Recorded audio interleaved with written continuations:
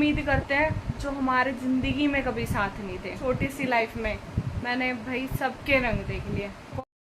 Hello guys, welcome back to my another blog. और आप सब कैसे हो? उम्मीद है सब अच्छे ही होंगे। तो गाइस, आज का टॉपिक कुछ ऐसा है।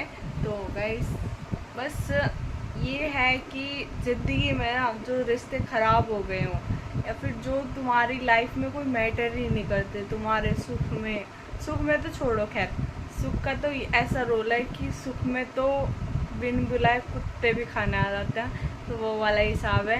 जो मोस्ट इम्पॉर्टेंट एक ही है बस, अगर दुख में तुम्हारे साथ कोई है ना, तो ये सोच लो वो तुम्हारे साथ लाइफ टाइम खड़ा है। तो अगर वो ऐसे रिश्ते हैं कुछ जो तुम्हारी लाइफ में है ही नहीं, दुख में तो कोई मैटर नहीं करते, दूर दूर तक सुख में तो खाने आ जाते हैं, तो मैं आपको आज एक बात बता रही हूँ। ऐसे रिश्तों को ना जितनी जल्दी छोड़ दो ना, उतने फ़ायदे में रहोगे। पता है क्यों? क्योंकि देखो, इंसान को फ़ायदा उठाने वाले बहुत ज़्यादा हैं आज की डेट में, और उसके काम आने वाले, उसके दुख में काम आने वाले जो होते हैं ना, उनका मतलब जो रेट बचा है ना, वो सिर्फ 1-2% ही बचा है। क्योंकि सब ना अपने अपने लिए बचते हैं कि हमें किसी को पैसा ना देना पड़ जाए या हम किसी के साथ खड़ा होना ना पड़ जाए। मतलब यार, बहुत बचने लगी है पब्लिक आजकल। मतलब अपने भी दूर भागते हैं अब तो। बुरे टाइम से ये हाल हो गया है, खुद के माँ बाप दुख नहीं समझते, वो वाला हाल चल रहा है। खुद की फैमिली, खुद के भाई बहन दुख नहीं समझते, तो और तो खैर क्या ही समझेंगे।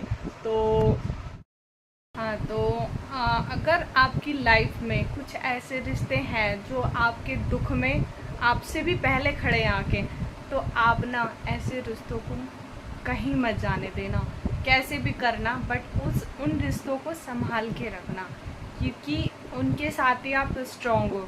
हाँ, अदरवाइज़ आपके साथ कोई है ही नहीं, तो फिर आप ना अपनी कमज़ोरी का फ़ायदा किसी को मत उठाने देना। क्योंकि किसी पर उम्मीद करके ना हम वहाँ बहुत ज़्यादा कमज़ोर हो जाते हैं, और उनसे उम्मीद करते हैं जो हमारे ज़िंदगी में कभी साथ नहीं थे। बस हमें वहम था कि ये हमारे साथ हैं क्योंकि ये हमारे अपने हैं। सबसे बड़ा वहम है ये इंसान का। तो बस मैं आपसे यही बोलूँगी, अगर आपके पास इतने अच्छे रिश्ते हैं तो उनको संभाल के रखना है, चाहे आपको जो करना पड़ जाए। और अगर आपके रिश्ते ऐसे सुख में खाने वाले, तो बस उनसे तो दूर की राम राम करना। बस मेरी तो यही राय है, बाकी आप लोगों की मर्ज़ी है। देखो, आप लोग भी बहुत समझदार हो, बट मैंने जितने धक्के खाए हैं ना, जितना मैंने स्ट्रगल किया है इस छोटी सी लाइफ में, मैंने भाई सबके रंग देख लिए। कौन कैसा है, कौन किस लेवल तक जा सकता है, कौन तुम्हारा कितना सगा है, मैंने सबके रंग देख लिए इस छोटी सी ज़िंदगी में। बस इसीलिए ना थोड़ा सा मैं आपको सावधान कर रही हूँ कि जो ठोकरें मैंने खाई है ना, जो सीख मैंने ली है, वो आप मत लेना। क्योंकि ये ना अंदर ही अंदर इंसान को मार देती हैं, और ऐसा मारती हैं कि किसी लेवल पे नहीं छोड़ती। क्योंकि जब इंसान टूट जाता है ना, तो फिर उसकी ना बहुत बुरा हाल हो जाता है, संभालना मुश्किल हो जाता है। बट मैं स्ट्रॉन्ग हूँ, क्योंकि मुझे ऐसा लगता है कि शायद अगर मैं अपनी फैमिली में स्ट्रॉन्ग नहीं रहूँगी तो शायद मेरा ये छोटा सा परिवार बिखर जाएगा। तो इसलिए मेरी तो मजबूरी है, मुझे स्ट्रॉन्ग बनना ही पड़ेगा और हमेशा रहना पड़ेगा। अपनी छोटी सी फैमिली के लिए स्टैंड लेना पड़ेगा। बट अगर मैं आपसे बोलूँ तो देखो, मैच्योरिटी के साथ आप सारे अपने डिसीज़न ले सकते हो। बट मेरा मानना ये है कि ज़िंदगी में अगर आपके ऐसे रिश्ते हैं ना कि जो सिर्फ सुख में खाने वाले और दुख में दूर भागने वाले, तो प्लीज़ उन रिश्तों को छोड़ दो। क्योंकि देखो, अगर हमारे शरीर को कोई अंग खराब हो जाता है ना, तो डॉक्टर भी हमें ये सलाह देते हैं कि इसको काट कर ना साइड निकाल दो, तभी तुम आगे अपनी ज़िंदगी अच्छे से जी पाओगे।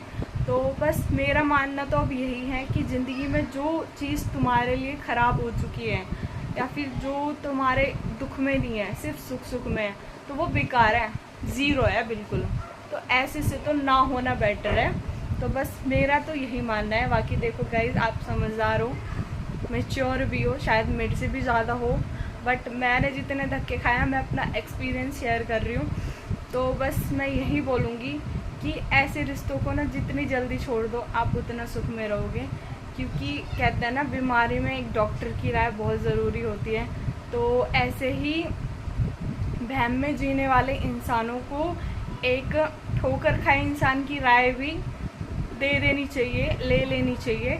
तो बस यही है मेरा। तो देखो बाकी मैच्योरिटी आपकी होगी, राय मेरी है, मैच्योरिटी आपकी है। देखो सबकी सिचुएशन अलग अलग होती है। मैं ये नहीं कहती कि सबकी फैमिली एक जैसी है या सब एक जैसे हैं, ऐसा कुछ नहीं है। सबकी घर की सिचुएशन अलग अलग होती है, सब कुछ मतलब डिफरेंट ही है यार। जिसकी ज़िंदगी में चले जाओ कुछ ना कुछ डिफरेंट ही मिलेगा।